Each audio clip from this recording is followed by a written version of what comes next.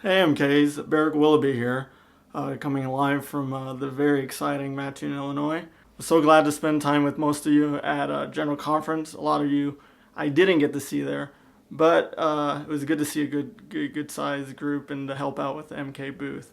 But it's already now been, a couple weeks, and we're in October, which is crazy to me. For October, we'll be actually talking about in our devotions standing up and standing out. Now, I know I'm talking to a big group of people that have spent their whole life basically doing that. You guys, if anybody, know what it's like to stand up and stand out just from living overseas and coming back to the States. It's kind of strange. Over there, I kind of would fit in, but you were still, the foreigner. And then you come back to the States, and in theory, you should fit in more because everybody may look the same, or there's family. But in my case, I sometimes felt even more out of place. There's mainly three things that I'm going to be talking about: the way we look, the way we act, and the way we think. First off, look, obviously, you guys may stand out just based solely on the fact that you look different than everybody else. One of my friends' favorite games to play, which never made sense to me, was we'd be walking down the street and they'd see somebody that was Caucasian, and they'd go, "Hey, look, there's is that your uncle?" And then I'd go, "No." And then they'd see somebody else, "Hey, that's your aunt, right?" Of course, that was funny maybe the first time, but eventually it was like, no, none of these people are really related to me in any way. Of course, I'd turn it around and then I'd find somebody walking down the street that was the same race as them and point them out and say, "Hey, that's your uncle, right?" But really, a lot of the times, we are different just based on our looks, and that can make a difference.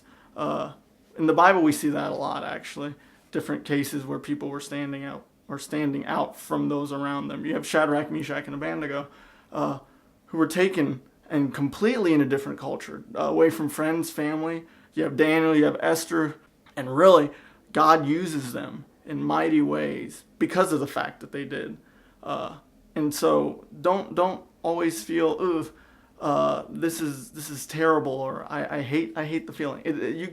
You can feel that way, because at times I did. When I was in the military, I was basically the only Caucasian out of anybody there. I looked around first couple days and was like, "Okay, wait, maybe no, that guy's just kind of pale."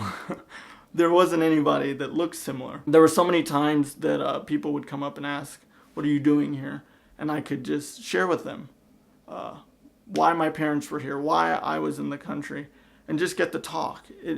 Sometimes when you stand out, naturally people will be drawn to you and curious. God can use that. As long as you have that mentality, you got to think, "Okay, I'm already here and I may look different, so God, give me the opportunities to touch people around me with just their curiosity, them wanting to know more about what I'm doing here." So that's number one.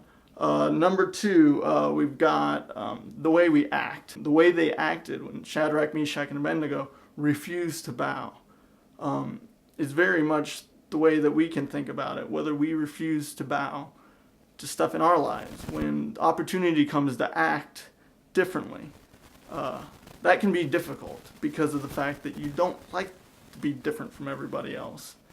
It can just because everybody looks at you and then you gotta look at them. But really, what was the opportunity given to them? They stood out because they knew what was right. It wasn't so much of, "I want to stand out to stand out." For example, here's another way you could stand out with looks. Here's my ridiculous jacket that I brought with me to our General Conference Pizza Bash. That's like a terrible way to stand out. That's like, "Hey, look at me, look at what I'm doing." They weren't that way at all. They weren't refusing because they wanted to get everyone's attention around them, but they knew what was right, and that's the key. They acted the way that they knew they were supposed to, even though they were somewhere far away from where they grew up. It was the word hidden deep down in their heart that they could think and go, "Wait a second, this isn't right, and I know God set me apart and made me different for a reason." They were thrown in the fiery furnace, but God had their back. He he knew that they had the right heart and that they were doing it for the right reasons, and he protected them. Matthew 10:32, it says, "Therefore, whoever confesses me before men, here I will also confess before my Father who is in heaven. But whoever denies me before men, before him I will also deny before my Father who is in heaven." That is quite the promise. That really will just, you got to think, hey, when I'm put in a situation, the way I look, the way I act, will I reflect God, and will I reflect what He's put in my life? Will I be the example? Because here's for me, acting wise. A lot of times you grow up and you're around your parents. I grew up around mine, obviously, at church and at home, and I saw the way that they acted, and it was always like, oh, this is amazing, but I can't do that.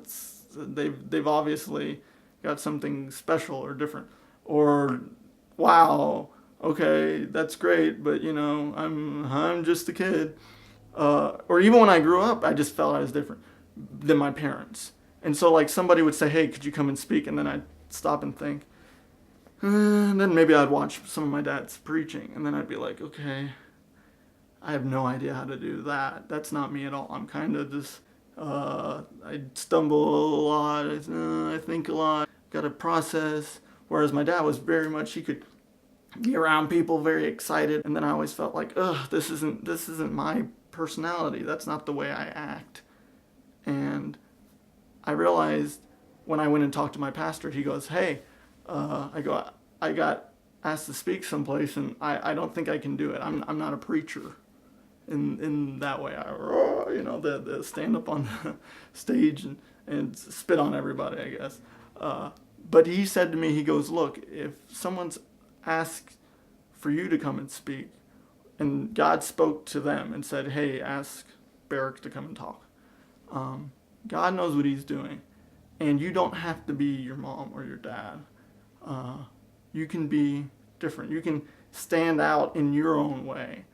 Of course, I take all the different things that I've learned from them, but I don't have to be a cardboard cutout exactly how they are. And I realize that God's made me different, but that's fine. And even when you're on the mission field or here in the United States, God's chosen you specifically for a reason. Whether you need to step into that role or you need to get past your own insecurity. I know God's got something in store for me, just the way I am. And it's amazing to see. You think about it, even in the world today. There's a lot of examples of people standing out recently. In Oregon, Rosenberg, I believe, it was a community college where a guy went in and started shooting the students and asking specifically, "Are you a Christian?" And when they would answer, he actually started just shooting a whole classroom. I was shocked that such a thing happened because of the way that they acted, the way that they stood out, that people could literally lose their lives. And I don't know that that'll necessarily be something that you guys will have to deal with, but I know, as it said in Matthew, that God will protect you and He will have His hand upon your family and you guys' life when you stand out, and when people may end up looking, hey, that person's different, and you fear, well, what's going to happen to me? It reminds me of actually a story Megan brought up. She talked about when her and my dad went to, Sri Lanka it was, right after the big tsunami, and they went in to help with the relief efforts. And one of the pastors there had a shirt full of bullet holes. There was this group of individuals, and they were outside the church yelling, telling him to stop preaching because they didn't like that he preached specifically in Jesus' name. So he stood up at his platform and he just continued preaching, which is amazing faith. His congregation laid on the floor, and the army personnel or the militia, whoever they were, started firing into the church. And when they visited, my sister and my dad personally saw a church that was just like Swiss cheese, just all a bunch of holes everywhere. And the pastor himself had a shirt full of holes, bullet holes, where he held up, and you could see straight through where the bullets passed. And then he went on to, unfortunately, Megan said, he lifted his shirt and goes, see, look, I don't have any bullet holes because God protected me. They also mentioned that a couple days later they were traveling, doing medical aid, and they got stopped. Megan was all excited. She didn't know what was going on. But the group that stopped them were a Tamil Tiger group that were known for hating Christians. And it was very rare that they wouldn't let a group like that leave. In fact, a couple days later, there was another group that was also there on like a relief effort, and they ended up killing their whole group. So it was something that Megan, now looking back, was like, oh, now I know why. But even though they were there, and I mean, they were definitely standing out in the middle of Sri Lanka, you can imagine. But they knew it was what was right. And that comes to the last part, which is number 3, the way we think. I've kind of already tied all this together with a little bit of the examples I gave earlier. But it's not just, okay, now the way I look is different. I have to act different. But my thoughts were different just in my day-to-day. How is my faith? Knowing that when I am put in a situation, like the pastor, am I thinking right? Do I know that God will protect me? And regardless, I trust him. Because why? He did it for Esther. He did it for Shadrach, Meshach, Abednego, for Daniel. The list can go on and on. Trust that God has the bigger picture in mind. And it's amazing when you do.